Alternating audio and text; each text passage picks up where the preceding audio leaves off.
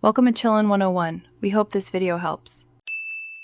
You begin by making sure you can log into Instagram. That's non-negotiable. Once signed in, go to Settings Security Two-Factor Authentication and choose Authentication App. You'll be prompted to link an app. Make sure Google Authenticator is installed and open. If Instagram detects an existing app, it may offer to open it automatically. While doing this, keep your account password handy and prepare backup codes.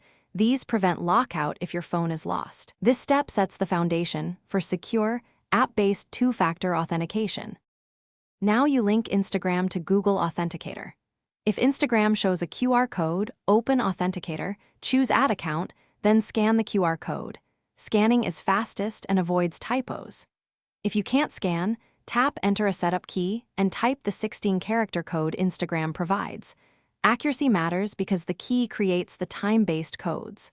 Once added, Authenticator will display a rotating 6-digit code. Make sure the phone clock is set to automatic time, otherwise codes can fail.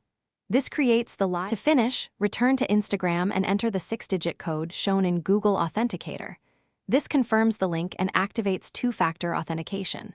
Once confirmed, Instagram displays backup codes. Save them to a password manager, or write them down and store safely. If the code is rejected, first ensure your phone's clock is set to automatic and retry. If problems persist, remove and re-add the account using the manual setup key. This troubleshooting step resolves most sync or timing issues quickly. Thanks for watching. Consider subscribing if we helped you.